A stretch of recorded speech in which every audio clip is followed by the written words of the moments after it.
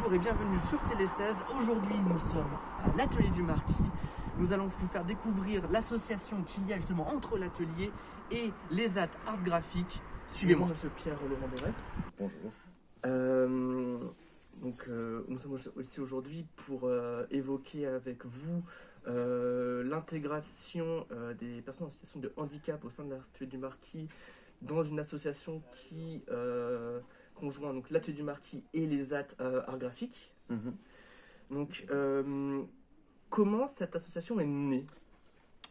Alors, cet écosystème, moi je l'appelle comme ça, il est apparu grâce au concours de l'Hippocampe, en fait, puisque le concours de l'Hippocampe qui décerne tous les ans des prix à des dessinateurs en situation de handicap, qui soumettent des bandes dessinées sur un thème tous les ans renouvelé. Et on s'est aperçu que l'association L'Hippocampe qui gère ce concours s'est aperçu qu'il y a des lauréats qui revenaient tous les ans, qui raflaient les prix, et donc au bout d'un moment il a fallu les mettre dans le jury pour les empêcher de continuer à candidater. Et puis finalement la question s'est posée de leur trouver un débouché professionnel. Donc c'est Mireille Malo, la présidente de l'Hippocampe, qui a eu cette initiative d'associer autour de ce projet donc l'ADAPI Charente, qui est une association gestionnaire qui est habilitée à ouvrir un ESAT imaginaire graphique et à le gérer et à l'accompagner.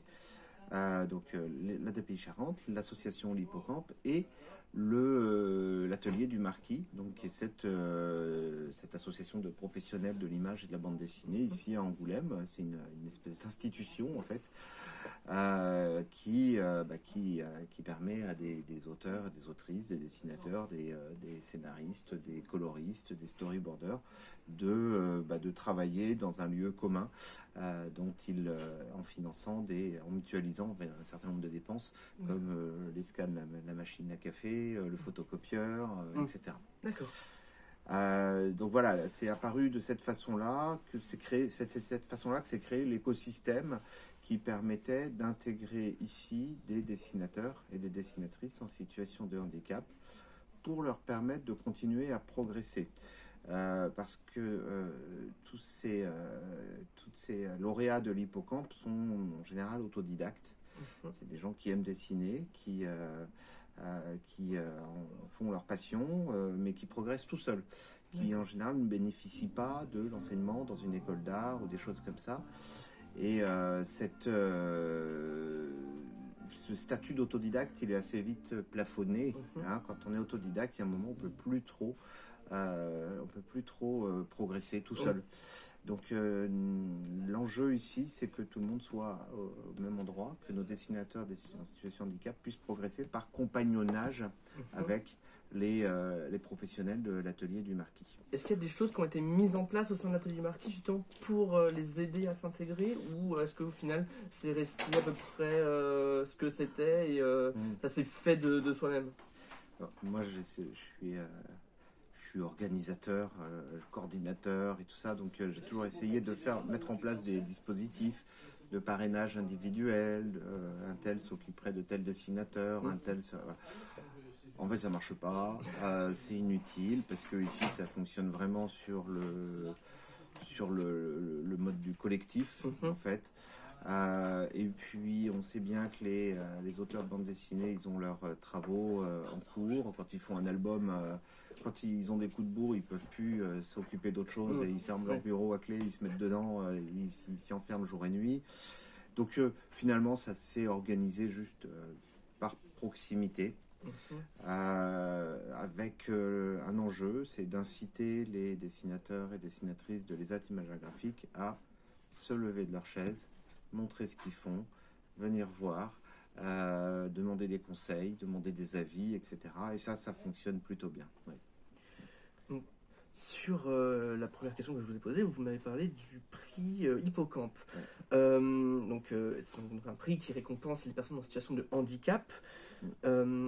Est-ce que vous pouvez nous en parler un peu plus un peu plus en détail. Alors, malheureusement, j'ai pas préparé, donc j'ai pas des chiffres très précis. C'est un concours qui a lieu depuis très longtemps, je crois que c'est la 17e édition, peut-être je me trompe, c'est doit être plus, peut-être. Et qui est organisé donc par l'association L'Hippocampe, avec un jury présidé par Franck Margerin, qui est qui a eu un ancien Grand Prix de la ville d'Angoulême, et qui rassemble, le jury rassemble donc des professionnels de la bande dessinée, donc des scénaristes, dessinateurs, Christophe Cazeneuve, Serge Carrère, Dominique Malinas, etc., et des partenaires de l'Hippocampe. Ça se tient tous les ans. On reçoit des centaines et des centaines de planches de toutes catégories, en fait, puisqu'il y a des trophées qui sont décernés pour différentes catégories, individuelles, collectifs, jeunes, adultes, et suivant les types de handicap aussi, pour permettre pour avoir une catégorie. Et parmi tous les lauréats de chaque catégorie, qui ont un hippocampe, on va chercher parmi tous ces hippocampes, on va désigner 4 hippocampes d'or, un prix spécial du jury, un prix Europe, et puis voilà, c'est déjà pas mal, ça fait des beaux prix. Et qu'est-ce que vous pensez que ça apporte aux personnes en situation de handicap, justement, ce prix Hippocampe? Ça, il faudrait leur demander, je pense. Faudrait leur demander, mais bien entendu, il y a plusieurs choses, bien entendu. C'est la possibilité de s'exprimer. La bande dessinée, c'est un médium qui est de création et d'expression. Donc ça, c'est déjà formidable de pouvoir parler, dire quelque chose avec ce médium de la bande dessinée. Ça apporte aussi une sorte de reconnaissance artistique, une reconnaissance du talent. Le handicap n'empêche pas le talent. Et très souvent, on ne regarde pas le talent parce qu'il y a le handicap, alors qu'il est là. Et puis, ça apporte des moments d'émotion incroyables lors de la remise des prix, qui a lieu généralement pendant le festival d'Angoulême, à l'hôtel Mercure. Cette année, on ne va pas le faire parce que la crise sanitaire fait qu'on pense que les lauréats n'ont pas envie de se déplacer, les établissements ne viendront pas forcément. C'est des publics qui peuvent être parfois fragiles, donc voilà. Mais il n'y a qu'à voir l'émotion qu'il y a lors de ces remises de prix pour voir que ça a vraiment une valeur incroyable pour les personnes qui le reçoivent, pour les éducateurs qui travaillent avec eux, pour les familles qui les côtoient au jour le jour. Donc oui, ça apporte une reconnaissance du talent et ça rappelle bien que le handicap n'empêche pas le talent. Voilà. Ça c'est sûr. Il n'y a pas... Le handicap ne change rien au fait que les personnes ont du talent, qu'ils arrivent à le représenter, à le faire partager aux autres. Et c'est quelque chose d'extrêmement important que vous avez réussi à mettre en place et que l'association Hippocampe met en place chaque année pour mettre en avant justement ces personnes, pour pas qu'on les dévalorise parce qu'il y a cette situation de handicap. Pour pas qu'ils soient cantonnés à leur handicap, en fait, tout simplement. Donc que de temps en temps, on leur offre la possibilité de se montrer vraiment sans les cacher derrière leur handicap. Alors d'ailleurs, cette année, on va quand même réussir à exposer certains des lauréats au musée de la bande dessinée, dans le hall du musée de la bande dessinée pendant le festival. On est en train de fabriquer les panneaux d'exposition avec leurs travaux. Voilà. Dans situation de handicap, peuvent intégrer l'atelier du Marquis. Est-ce qu'il y a des sélections? Est-ce que c'est, on va dire, sur concours? Est-ce que... Je suppose que c'est compliqué. C'est pas simple. C'est pas simple parce que, en fait, on a un nombre de places limité à l'ESAT Imagerie Graphique. On tient à ce que cet écosystème qui associe des dessinateurs professionnels et des dessinateurs en situation de handicap soit équilibré. On peut pas trop déséquilibrer le truc. Donc il y a 5 places ouvertes, donc 5 postes, on va dire. Et vous imaginez bien que on n'a pas des départs tous les jours. Donc moi je reçois effectivement beaucoup de candidats, beaucoup de personnes qui s'intéressent à l'ESAT Imagerie Graphique, donc qui viennent visiter les lieux. Moi je les invite à venir visiter pour voir comment c'est. On peut parfois aussi proposer des stages à ceux qui ont des capacités de dessin qui sont les plus proches de ce qu'on recherche. Je précise d'ailleurs que les Imagerie graphique, son activité, c'est de réaliser des travaux de commande pour la communication des entreprises, des collectivités locales, des associations. C'est pas du travail de création pure. Donc, quand on est dessinateur ici à l'Imagerie graphique, à l'ESAT Imagerie graphique, on fait pas des albums de bande dessinée, on fait des dessins pour des affiches, pour des flyers, pour des newsletters, pour des sites web, etc. Donc ça c'est un petit peu sélectif déjà parce qu'il faut déjà avoir des bonnes capacités en dessin. Il faut que ça soit, il faut avoir un dessin qui permet ça. En fait, tous les dessins sont pas aptes à faire de la communication. Enfin, en tout cas, tous les clients n'acceptent pas tous les dessins. En fait, les clients sont assez conservateurs sur le type de dessin dont ils ont envie. Et puis, il faut que le dessinateur soit apte à ça aussi. Et là, je ne parle pas de handicap. Parmi les dessinateurs de bande dessinée, il y en a qui ne peuvent pas faire des travaux de commande. Ils en ont horreur. C'est pas possible qu'on leur donne des consignes et qu'on leur demande des corrections, etc. C'est une question de caractère, de tempérament. Donc voilà, il faut déjà réunir un certain nombre de qualités. Il faut y ajouter de l'autonomie. Quand on est ici à l'ESAT Imagerie graphique, les dessinateurs en situation de handicap qui sont ici ne sont pas monitorés au quotidien. Il n'y a pas ici d'éducateurs spécialisés ou de moniteurs. Donc il y a une forme d'autonomie qui est pas accessible à tout le monde, malheureusement. Ça fait déjà pas mal de critères. Et puis malgré ces critères-là, il reste quand même des candidats potentiels qui pourraient intégrer les Imagerie graphique, mais il n'y a pas de place. Donc il n'y a pas de place, quoi. Oui. Et là, ça me rend triste. Voilà. Mais on n'a pas toujours de solution à offrir, malheureusement. C'est pour ça que on fait des stages, on refait des stages. Et là, par exemple, on va aussi organiser avec l'Hippocampe, pas avec les Imagerie graphique, mais avec l'Hippocampe, une semaine de formation à la bande dessinée, à la Cité de la bande dessinée, pour 12 dessinateurs et dessinatrices en situation de handicap. C'est une façon de continuer à exister pour les stagiaires qui vont venir à cette formation, de continuer à avancer dans le monde de la bande dessinée. Voilà. D'accord, merci beaucoup Pierre. Bonjour Jules Choyer, vous faites partie de l'atelier du Marquis. Qu'est-ce que vous pensez que le fait d'intégrer l'atelier du Marquis apporte justement aux personnes en situation de handicap ? En fait, l'idée, c'est de faire de l'intégration.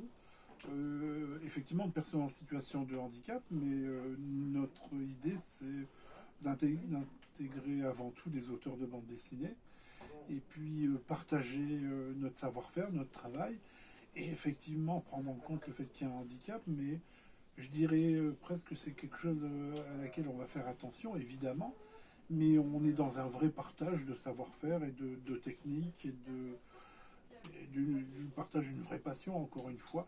Et c'est vrai qu'après, on est obligé de prendre en compte que parfois, on a des personnes avec des différences, si je peux dire ça comme ça. Mais ça reste, somme toute, très simple. Donc, ces différences n'ont au final aucun changement vis-à-vis de leur intégration. Oui et non, je dirais qu'après, au fond, c'est comme tout le monde, on a tous des pouvoirs de réaction différents, des manières d'être différentes.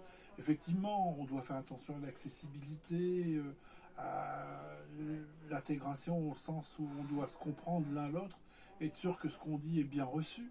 Mais au fond, en y faisant attention, en prenant un peu de temps, nous, ça nous force déjà à être très clair, très pédagogique, savoir dire les choses, avoir un vrai regard sur notre travail, sur leur travail aussi, et puis essayer d'avancer comme ça. L'idée, comment dire ça, c'est vraiment partager la bande dessinée, le graphisme et le dessin avant tout, et puis faire que ce soit ouvert à tous. C'est à la fois effectivement une aventure qui peut être très compliquée parce que ça va tenir des handicaps qui sont tous différents en fait. Puis en fait, tous alliés par une seule et unique passion qu'on porte tous ici, qui est la bande dessinée, le dessin et l'illustration. Bonjour Clémence. Bonjour. Donc vous êtes dessinatrice au sein de l'atelier du Marquis. Est-ce que vous pouvez vous présenter votre parcours? Eh bien, c'est le meilleur. eh bien j'avais commencé au départ en cours d'art plastique lorsque j'étais scolarisée dans une IME. Est-ce que vous pouvez nous parler des références que vous avez en termes de dessin? Est-ce que vous avez un style graphique auquel vous vous rapprochez, ou est-ce que c'est vraiment quelque chose qui vous vient comme ça? Moi personnellement, j'ai plutôt un style par rapport, comme je suis inspirée pour les BD d'origine belge ou manga. Qu'est-ce que vous pensez que le fait d'intégrer à l'atelier du Marquis des personnes en situation de handicap peut leur apporter aux personnes? Cela servira enfin, ça devrait permettre d'intégrer des artistes qui sont en situation de handicap, dessinateurs je veux dire, à trouver leur place. Après, ce n'est pas évident, étant donné que c'est le seul et exact. D'accord. Est-ce que le fait d'être au sein de l'atelier du Marquis vous apporte des choses en termes de connaissances? Est-ce que le fait de collaborer avec les autres dessinateurs vous apporte quelque chose? Oui, c'est vrai Bon, après, ça ne veut pas dire qu'on est une très grande entreprise. Moi, je pense plutôt que nous sommes juste une équipe, tout simplement une équipe, parce que comme ça nous permet au moins de nous entraider en fonction des projets. Et donc, pour vous, cette entraide qu'il y a entre les membres de l'atelier, elle est importante? Oui, je pense qu'elle est importante parce que il y a des scénaristes, auteurs, dessinateurs. Donc c'est le fait d'avoir des compétences diverses qui aident tout le monde. Oui, je pense parce que ça dépend si on a un album à réaliser. Du coup, vous, dans votre travail, est-ce que vous avez déjà réalisé des œuvres pour des clients ou comment dire, est-ce que vous avez déjà publié quelque chose? Handicap, pas cap. Voilà. Ah, handicap ou pas cap. Allô, Donc, tu vois, c'est pas mal. Hein? Maintenant, c'est une BD qui parle de quoi exactement? Là, il y a un thème par rapport aux accidents, les activités de moto. comme ça. Merci beaucoup. Bonjour Guillaume. Bonjour. Vous êtes donc dessinateur au sein de l'atelier du Marquis. Oui. Est-ce que vous pouvez vous présenter un peu plus Oui. Donc Guillaume Perfetti, 48 ans, dessinateur et autiste Asperger. Pourquoi avoir intégré l'atelier du Marquis? Est-ce que c'était une envie? Est-ce que c'est l'atelier qui est venu vers vous? Est-ce que c'est vous qui êtes allé vers l'atelier? Bien, c'est moi qui suis venu vers l'atelier après avoir découvert l'existence via un article dans la Charente Libre, car j'ai toujours eu envie de travailler dans le dessin. Est-ce que vous avez un style graphique particulier? Est-ce que vous avez un univers dans lequel vous intégrez? Je travaille surtout en style réaliste, souvent d'après photo, mais il m'arrive aussi parfois de faire un style plus cartoonesque selon les besoins de la commande que je reçois. Est-ce que vous avez déjà publié une œuvre, ou est-ce qu'il y a déjà des clients qui sont venus vous voir, vous spécifiquement, pour avoir des illustrations venant de vous? Eh bien, j'ai déjà publié un album, Alien Safari, qui était publié il y a quelques années aux éditions de Fursen, mais qui n'est plus trop disponible, puisque l'éditeur a mis la clé sous la porte depuis. Et j'avais aussi fait des illustrations pour un film japonais qui est visible sur YouTube, qui s'appelle Special Quest, où j'étais correspondant avec la réalisatrice qui m'avait proposé de faire quelques illustrations pour le générique de fin. Donc Special Quest sur YouTube, c'est ça? Voilà. Qu'est-ce que vous pensez que l'atelier du Marquis apporte aux personnes en situation de handicap, comme vous, comme Clémence Eh bien, déjà c'est pratique pour justement avoir surtout pour les personnes comme moi qui, en tant qu'autistes, ont des difficultés à dialoguer avec les autres, à démarcher les clients potentiels. C'est très pratique que d'avoir justement une association qui sert d'intermédiaire pour démarcher les clients,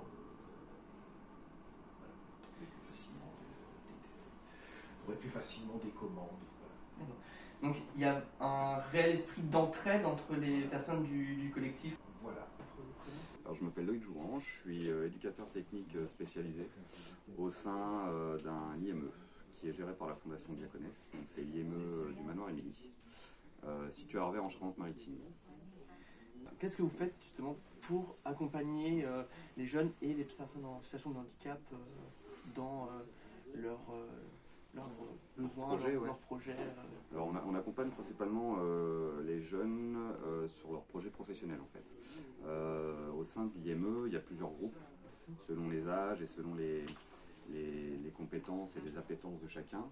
Et nous, on travaille sur un groupe sur la professionnalisation. Donc de jeunes en situation de handicap, on est sur du 14 ans jusqu'à 20, 21 ans. Le tout, c'est de répondre à leurs projets, à leurs envies.